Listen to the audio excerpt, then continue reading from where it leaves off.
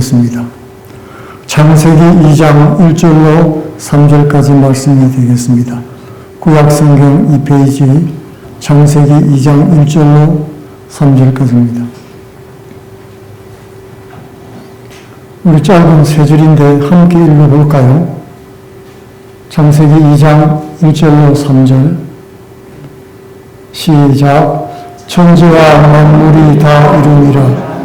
하나님의 지으시던 일이 일곱째 날이 이를 때에 마치니 그 지으시던 일이 다함으로 일곱째 날에 안식하시니라. 하나님이 일곱째 날에 복주사 거룩하게 하셨으니 이는 하나님이 그 창조하시며 만드시던 모든 일을 마치시고 이날에 안식하셨습니다. 아멘. 오늘은 이 본문 말씀을 가지고 진정한 쉼과 회복이라는 제목으로 은혜 나누기를 원합니다. 언제부턴가 휴가 가는 것이 자연스러운 문화가 되었습니다. 가까운 곳으로 가든 멀리 해외로 나가든 길든 짧든 누구든지 휴식이 필요하다는 데는 공감을 하는 것입니다. 그만큼 우리 삶에서 쉼과 회복이 중요하다는 것이겠지요. 점점 더 중요하게 되어가고 있습니다. 왜냐하면 우리가 경험하는 것처럼 현대 사회는 갈수록 경쟁이 심해지고 있습니다. 사업이든 공부든 조금이라도 소홀히 하면 경쟁에서 밀리는 것을 느끼게 되는 것입니다. 이 때문에 사람들은 지치고 스트레스를 받는 생활을 늘 하게 됩니다. 그래서 우울증에 빠지기도 하고 암과 같은 질병에 걸리기도 하는 것입니다. 이런 상황에서 일상에서 벗어나 휴가를 가는 것은 정말로 필요하고 유익합니다. 하지만 그 휴가 자체가 우리에게 쉼과 안식을 주는 것은 아닙니다. 휴가를 가진다고 모든 것이 좋아지고 회복되는 것은 아니라는 말입니다. 휴가를 다녀와서 오히려 피로가 쌓이고 스트레스 받는 경우도 있지요. 그래서 오늘은 본문을 중심으로 해서 진정한 안식의 의미가 무엇인지, 그리고 어떻게 하면 그리스도인의 삶 속에서 참 안식과 회복을 경험할 수 있는지 이 참 안식의 의미에 대해서 생각해 보기를 원하는 것입니다. 첫째로 안식일은 창조와 구원의 날입니다. 안식은 창조와 구원과 연관이 있다는 말씀입니다. 오늘 본문은 하나님이 천지를 창조하신 후 일곱째 날에 안식한 일에 대해서 말씀하고 있죠. 이것 또한 온 우주와 동식물들과 그리고 사람의 창조를 완성했습니다. 그리고 마쳤다고 기록하고 있는 것입니다. 여기서 마치셨다는 단순히 끝났다는 뜻이 아닙니다. 계획한 것이 의도대로 온전히 이루어졌다, 그런 뜻인 것입니다. 그리고 안식하셨습니다. 이 안식하셨다는 말도 단순히 쉬다는 뜻이 아닙니다. 왜냐하면 하나님은 졸지도 않고 주무시지도 않다고 하지 않았습니까? 하나님이 안식하셨다는 것은 하나님 보시기에 창조 사역이 만족스럽게 끝난 것을 상징적으로 말해주고 있는 것입니다. 근데 더 이상 손댈 곳이 없습니다. 완벽합니다. 만족합니다. 성공했습니다. 그것이 안식인 것입니다. 그리고 하나님은 이 날을 복되고 거룩하게 만드셨습니다. 다른 날들은 복되다고 말하지 않으셨어요. 그리고 거룩하다는 말도 구별되다는 말에서 왔지요. 그러니까 제7일은 나머지 6일과 다른 특별하게 구별하고 복을 주신, 복을 내린 날이라는 것을 알 수 있습니다. 이 일곱째 날은 이스라엘의 안식일과 연결이 되어 있습니다. 출애굽기 20장에 안식일을 기억하여 그렇게 지키라고 명령하셨죠. 이스라엘 백성들이 광야에 때 안식일 전날에 만나를 이틀 분량을 주셨습니다. 안식일에는 거두는 것을 허락하지 않았던 것입니다. 또 신명기 5장에 보면 그들에게 베푸신 구원을 기억하며 안식일을 지키라 그랬습니다. 노예로 살던 이스라엘은 애굽에서 살 때 안식이 없었죠. 노예가 무슨 쉬는 날이 있습니까? 주인이 시키면 일만 하고 살았던 것입니다. 안식 없이 살았습니다. 출애굽의 구원은 힘쓰고 애써서 얻은 것이 아닙니다. 하나님께로부터 왔으니 안식하라고 하는 말씀인 것입니다. 그러므로 안식일은 창조와 함께 구원의 의미가 있다는 것입니다. 구원받았기 때문에 우리가 안식을 누릴 수 있다는 것이죠. 안식일은 하나님의 창조와 구원을 기억하고 감사하면서 구별되게 지키는 날이었습니다. 두 번째로 예수님 시대의 안식일과 주일에 관한 의미입니다. 이스라엘은 안식일을 생명처럼 지켰어요. 특히 이스라엘은 포로 시기와 다른 나라의 지배를 받던 그런 시대에는 안식일을 지키는 것과 신앙을 지키는 것을 동일시했습니다. 역사 기록에 보면 그들은 전쟁 때에도 안식일에는 목숨 걸고 전쟁 안 했습니다. 적이 쳐들어와서 칼로 목을 치는데도 가만히 있었던 것입니다. 그리고 안식일을 지키기 위해서 해야 될 일과 하지 말아야 될 일을 구분하고 39개 조항으로 나누었습니다. 그리고 그 아래 200개나 되는 부수 세부 조항을 만들어서 철저하게 안식일을 지켰던 것입니다. 예수님 당시뿐만 아니라 지금도 이스라엘에 가보면은 얼마나 철저하게 안식일을 지키는지 알 수 있다고 하는 것입니다.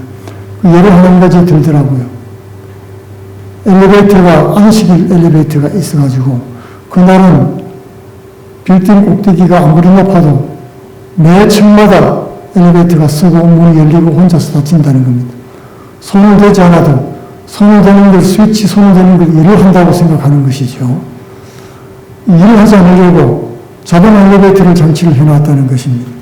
그 정도로 그들은 철저했습니다.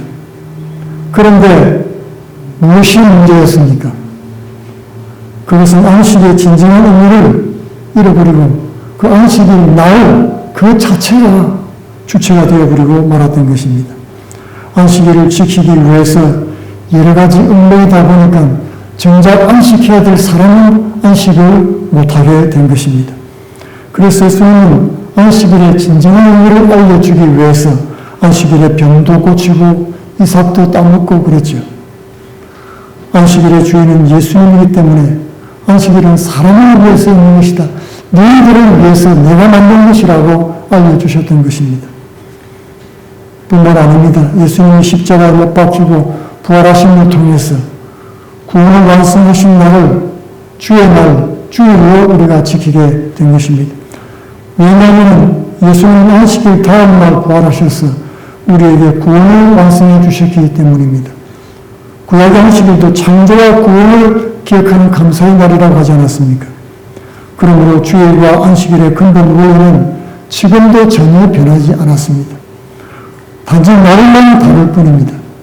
오늘도 우리는 안식일의 뜻과 근본 원리를 따라서 주일을 지키고 있는 것입니다. 그러면 좀 더 구체적으로 주일을 어떻게 지켜야 될까요? 먼저 주일은 육체적으로 쉬는 날입니다. 몸을 안식하는 날이 쉬는 날이란 말입니다. 구약에서 하나님은 안식일에 집안의 가축이나 개까지 모두 다 쉬도록 명령했습니다. 그러니까 일주일의 하루는 온전히 쉬어야 된다 하는 것입니다. 그 원리는 지금도 마찬가지입니다. 그런데 요즘에 창조의 원칙을 무시하고 쉬지 않고 일하는 사람들이 사실 많습니다. 우리 사회가 쉬지 못하는 사회이기 때문에 그렇습니다. 오늘날 우리 사회가 사람들을 기계처럼 쉬지 않고 돌아가도록 그렇게 만들고 있습니다.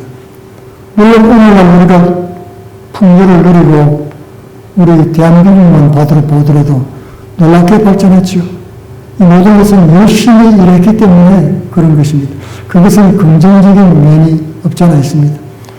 그러나 한편 과도한 노동 때문에 40대 직장인 과로사 비율이 세계 1위를 차지하는 것입니다. 일하다가 죽는다는 게 참 얼마나 비참한 일입니까? 노예도 아니고 말입니다. 이것은 결코 바람직한 일이 아닌 것입니다. 일주일에 하루 정도는 구별해서 육체적으로 편안히 쉬는 것이 필요하다는 것입니다. 그것은 결코 낭비라고 볼 수가 없습니다. 하루를 쉬는 것은 삶의 활기와 회복을 허락해 주는 것입니다. 과학자들도 건강을 지키기 위한 첫째 요소는 뭐라고 했습니까? 잘 자고 잘 먹고 쉬는 것이라고 했습니다.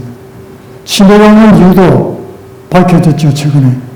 무엇이라고 했습니까? 제대로 쉬지 못하고 자지 못하는 것이라고 합니다. 뇌가 쪼그라들어서 치매에 걸린다는 것입니다. 자는 동안에, 쉬는 동안에 우리 육신의 회복이 일어납니다. 마스를 기르는 운동선수들도 그렇게 얘기하죠. 운동을 할 때 어떻게 하느냐고 살펴봤더니 이틀은 일하고 하루 쉬고 사흘 일하고 하루 쉬어준대요. 그래야 근육이 더 잘 발달한다는 것입니다. 쉬는 동안에 이전보다도 더 활기차게 우리 몸이 회복된다고 하는 것입니다. 영성신학자 마르바 딘의 안식이라는 책이 있습니다. 거기는 이런 얘기가 있습니다. 미국 서부 개척 시대에 마차 한 무리가 중부 세인트 루이스를 떠나서 서부 오레곤을 향해 갔습니다. 이런 모두 독실한 그리스도인이기 때문에 안식일에는 멈추고 쉬었죠. 그런데 겨울이 빠르게 다가오고 있었습니다. 그 일부 사람들이 폭설이 내리기 전에 목적지에 도착하지 못할까 염려했습니다. 불안해진 사람들은 안식일에도 계속 달리자고 제안을 했던 것입니다. 의견의 일치를 보지 못하고 두 그룹으로 나누어졌습니다. 안식일에 쉬는 팀, 안식일에 달리는 팀으로 나누어졌던 것입니다. 결과는 어떻게 됐을까요? 안식일에 쉰 팀이 더 오레곤에 일찍 도착을 했다는 것입니다. 하루를 충분히 쉰 그 활력으로 여세 동안 더욱 힘차게 달릴 수 있었다는 것입니다.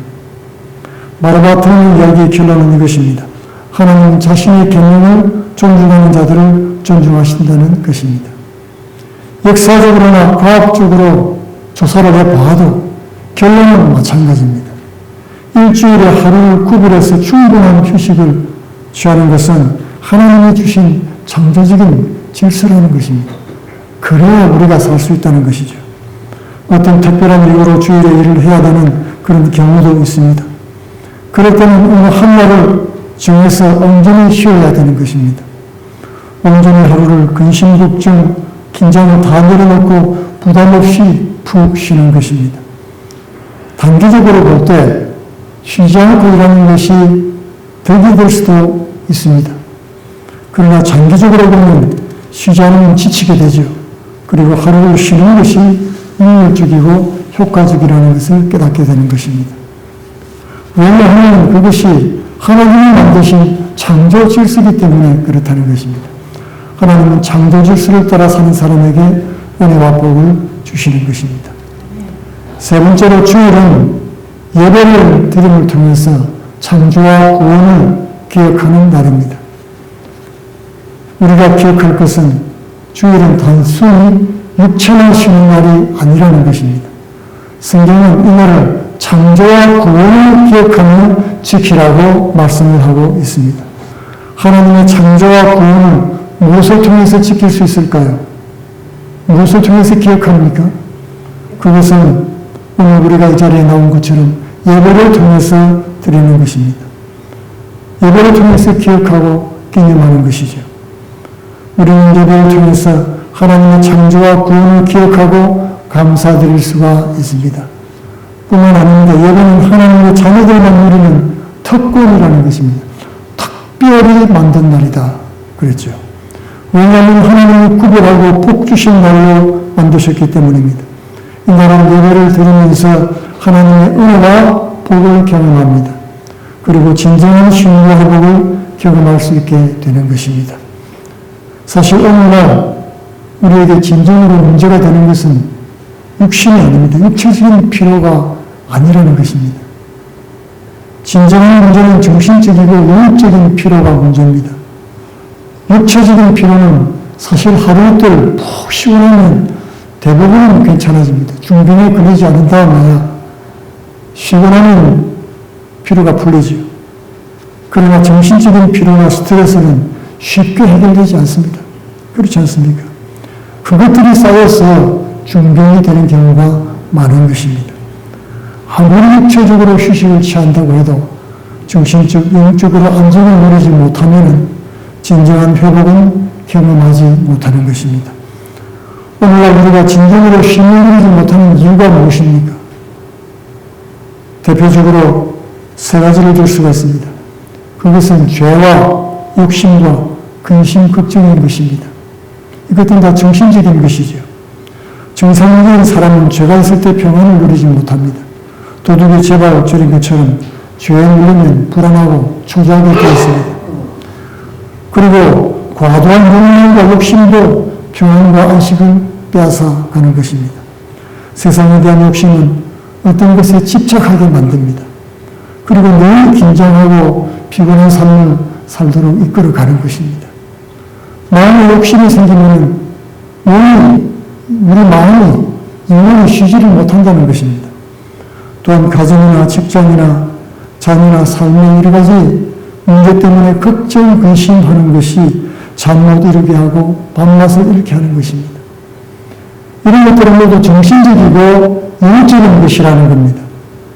이런 문제들이 해결이 안 되면 우리가 몸으로 쉰다고 해도 진정 심리적 회복은 경험할 수가 없다는 것입니다. 이런 정신적이고 영적인 문제들이 해결되어야 우리는 참으로 쉬고 회복이 일어난다는 것입니다. 우리는 주일에 하나님께 나와서 예배를 드립니다. 이를 통해서 우리를 짓누르고 있는 죄의 용서를 경험하게 되는 것입니다. 성경은 그리스도 예수 안에는 결코 정죄함이 없다고 선언했습니다. 그리고 또 오라 우리가 서로 변론하자. 너희 죄가 주홍 같을지라도 눈과 같이 희어질 것이요 지름같이 붉을지라도 양털같이 희게 되리라고 말씀하십니다. 그리고 우리는 예배를 드리면서 우리 삶을 돌아보게 되는 것입니다. 말씀을 통해서 나를 돌아본다는 것입니다. 그리고 성도에게 합당치 않은 세상에 대한 욕망과 잘못된 욕심을 깨닫게 됩니다. 우리 인생이 나그네 길이라는 것을 다시 깨닫고 삶의 방향을 돌이키는 것도 예배를 통해서입니다. 또 예배를 드릴 때 하나님께 대한 믿음이 회복됩니다. 그리고 근심 걱정을 하나님께 맡기게 되는 것입니다. 또 하나님 앞에 기도를 통해서 삶의 문제에 대한 응답도 얻게 됩니다. 이렇게 예배를 통해서 예배를 드리면서 진정한 인생의 쉼과 회복을 경험하고 새 힘을 얻게 되는 것입니다. 새롭게 되어진다는 말입니다. 그러므로 예배는 안식 없는 세상에서 하나님 백성들만 누리는 가장 귀한 특권이라고 말할 수 있습니다. 안식일의 주인 되신 예수 그리스도 안에서 우리에게 안식을 주신 하나님께 예배를 드림을 통해서 참 안식과 회복을 경험하는 복된 성도들 다 되기를 축원드리겠습니다. 다 같이 기도하겠습니다. 고맙고 감사하신 아버지, 우리가 이 땅 가운데 열심히 일하고 또한 또 휴가를 통해서 쉼을 얻기를 원합니다. 그러나 먼저 우리 영혼이 주님 앞에 쉬며 우리 몸과 마음과 생각이 주님 안에 쉬고 회복됨을 체험케 하여 주시옵소서. 이를 통해 참 안식을 누리게 하여 주옵시며 하나님 영광 받으시는 복된 삶을 사는 주의 성도들 다 되게 하여 주옵소서. 예수님 이름으로 기도하옵나이다. 아멘.